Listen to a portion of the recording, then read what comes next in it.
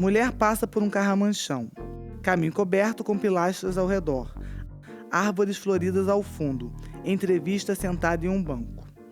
Meu nome é Paula Pfeiffer, eu tenho 33 anos, eu tenho deficiência auditiva bilateral, no grau profundo. Ela foi progressiva, fui perdendo a audição ao longo da vida, comecei a perder quando eu era criança. Com 16 anos que eu fui ter o meu diagnóstico real e eu já estava na surdez bilateral severa e tinha que começar a usar aparelhos imediatamente. Já devia estar usando há muito tempo, mas não sabia que precisava. E eu me defendi com leitura labial. Eu lembro que eu sempre gostei muito de ler, então buscava sempre aprender outros idiomas e tal.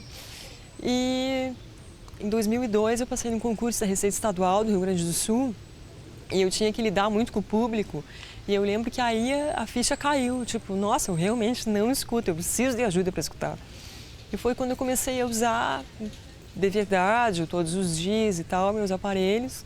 Então, aos poucos, eu fui percebendo a diferença que aquilo fazia no meu dia a dia e nunca mais conseguia deixar de usar.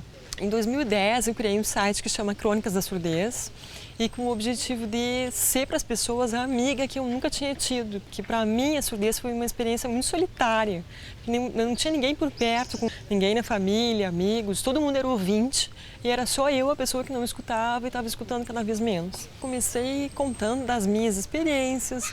À medida que o tempo passou, eu fui adicionando notícias, novidades, lançamento de livro, de filme com a temática surdez.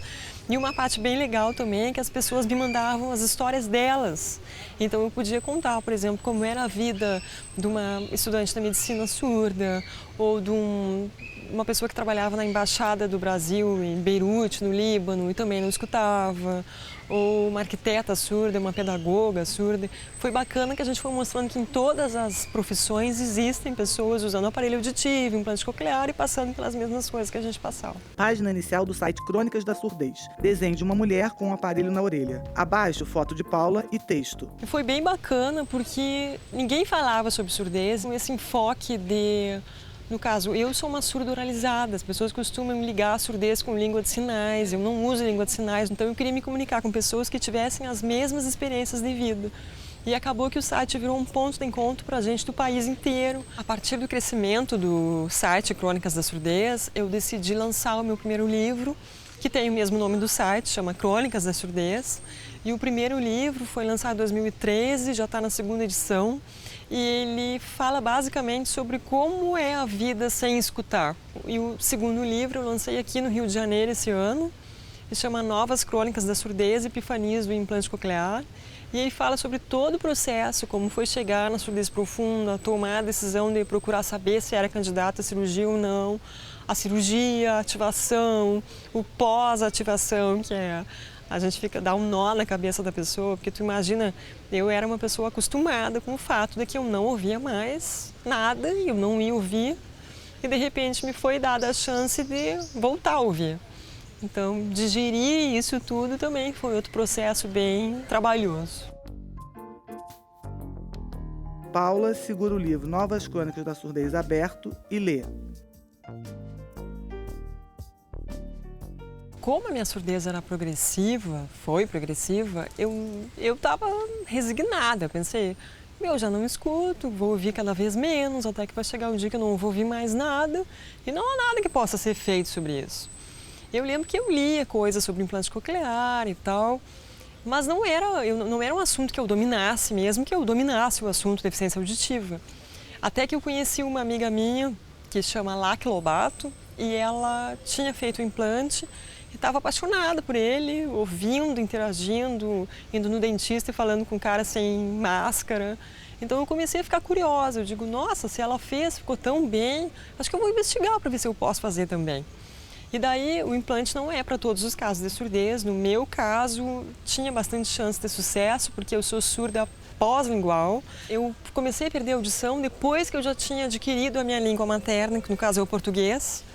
Então eu tinha memória auditiva, eu sabia o que cada som significava, então a chance de sucesso era bem mais alta. Eu me operei em Porto Alegre em setembro de 2013, esperei 47 dias até ativar os eletrodos e na ativação foi ótimo, porque eu consegui já distinguir voz de homem de voz de mulher.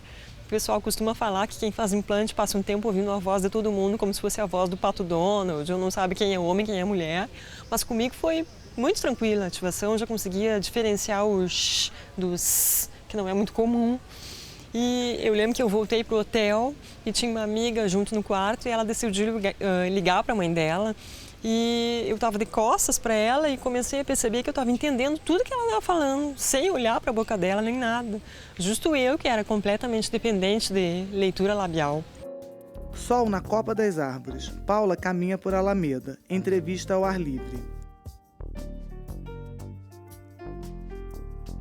O implante é composto de duas partes. A parte interna é feita durante a cirurgia, que é um feixe de eletrodos que é inserido na cóclea. E a parte externa, que é essa aqui, que é o processador de som. Paula retira um aparelho da orelha e o coloca de volta. Precisa ficar ligado com a parte, em contato com a parte interna, então a onda sonora chega aqui e é transformada em impulso elétrico direto no cérebro. Ela para em frente a uma árvore com flores roxas e fotografa com o celular.